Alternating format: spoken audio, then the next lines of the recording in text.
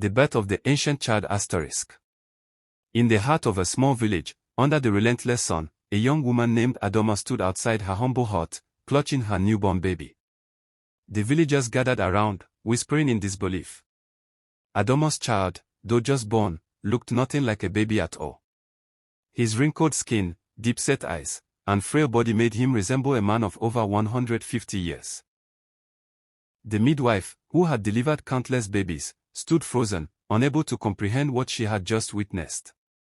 The villagers, unable to hold back their curiosity, began murmuring among themselves, their fear palpable.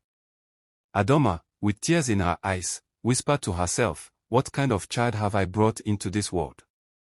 Adoma's pregnancy had been like any other, or so she thought.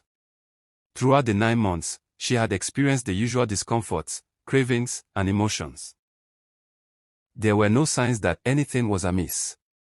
Her husband, Kofi, had been excited to welcome their first child. But when the baby arrived, it was far from the joy they had imagined. His features were unnervingly ancient, a face that seemed to carry the weight of centuries. How could this be?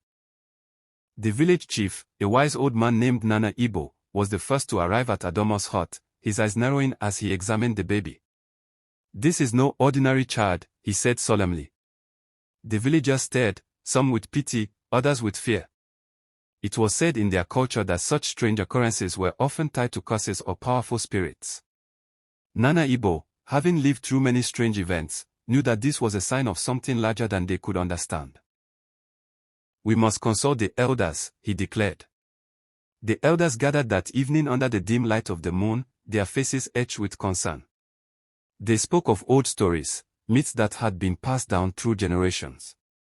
In the village, there were tales of babies born with the souls of ancient ancestors, creatures that defied nature. "Perhaps this child is a gift," said Elder Kwame, his voice wavering. "A gift, or a warning," replied Elder Oma, her voice sharp with uncertainty. "We must not take this lightly." Adoma, though deeply troubled, loved her child. She cared for him as any mother would, though it was difficult to ignore the strange looks and whispers that followed her wherever she went. The baby, whom she named Tsegba, remained unusually quiet, staring out with eyes that seemed to see far beyond the present moment. At night, Adoma would hear him whispering in a language she could not understand, his voice soft but eerie. One morning, as Adoma was feeding Tsegba, the baby suddenly lifted his tiny hand and pointed towards the forest. His gaze was intense, as if he saw something others could not. Kofi, who had been watching from the doorway, felt a chill run down his spine. "What is he pointing at?" he asked, his voice barely a whisper. "I don't know," Adoma replied, her heart pounding in her chest. The forest was the source of many superstitions in their village, and its dark, towering trees had always been a place of mystery. That afternoon, Tsegba's strange behavior escalated. He began to cry uncontrollably, his wails echoing through the hut. Adoma tried everything to calm him, but nothing worked. Kofi, desperate for answers, sought out Nana Igbo. The chief's advice was simple but chilling: "You must take the child into the forest. It is the only way to understand his purpose." The thought of venturing into the forest with Tsegba filled Adoma with dread, but she knew there was no other choice. With the sun setting behind them, Adoma, Kofi, and Tsegba made their way to the forest edge. The trees seemed to close in around them, their shadows stretching long across the ground. The air was thick, and every step felt heavier than the last. Tsegba, though still too young to walk, seemed unbothered by the eerie atmosphere. He was silent now, his eyes wide and unblinking. It was as if he had been here before. As they ventured deeper, the forest seemed to come alive. The rustling of leaves, the distant calls of animals, and the unsettling silence between them made Adoma's heart race. "This is madness," Kofi whispered, his hand gripping hers tightly. Suddenly, a figure emerged from the darkness. It was an old woman, her back bent, her face wrinkled like the bark of an ancient tree. She stared at Tsegba with a knowing look in her eyes. "You've brought him," she said, her voice crackling like dry leaves. "He's the one."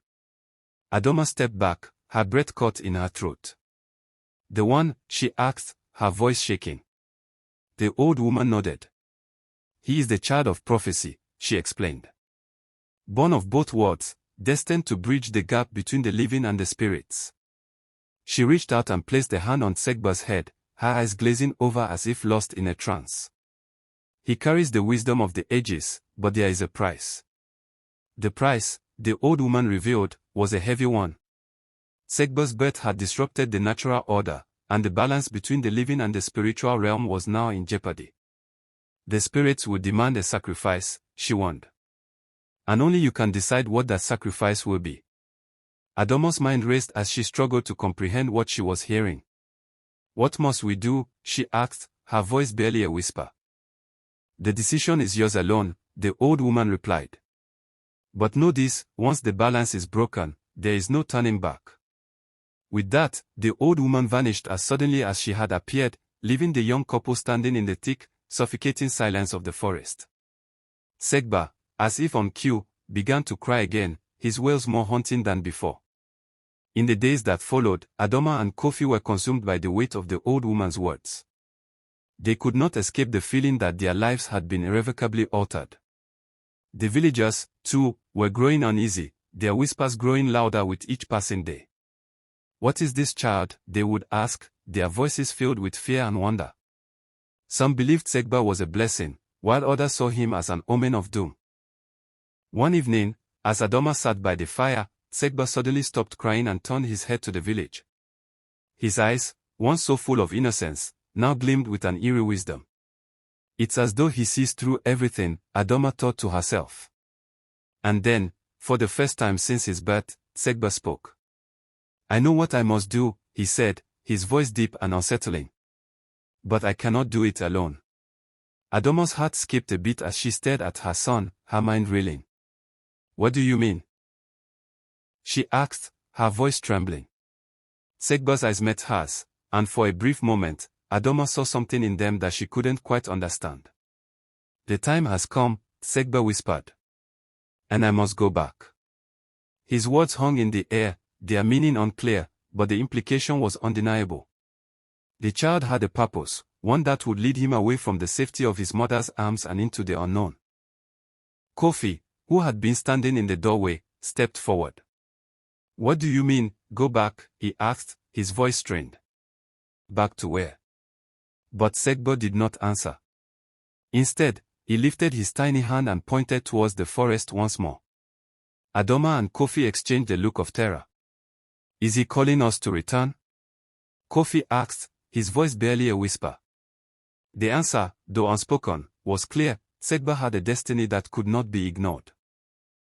The next morning, Adoma and Kofi made the decision to return to the forest, despite the fear that gnawed at their hearts. They walked in silence, each step taking them closer to an unknown fate. When they reached the spot where they had met the old woman, they found her waiting for them, as though she had been expecting them all along. You have come, she said simply. Now, the final choice must be made. What is the choice? Adoma asked, her voice desperate. The old woman smiled, her eyes glinting with knowledge. Only you can know, she replied. But remember, the price must be paid. Adoma's heart pounded as she looked at her son, knowing that whatever decision they made would change everything. And in that moment, 𝐁𝐈𝐊's eyes seemed to reflect the weight of centuries, as if he knew something the rest of them did not. To be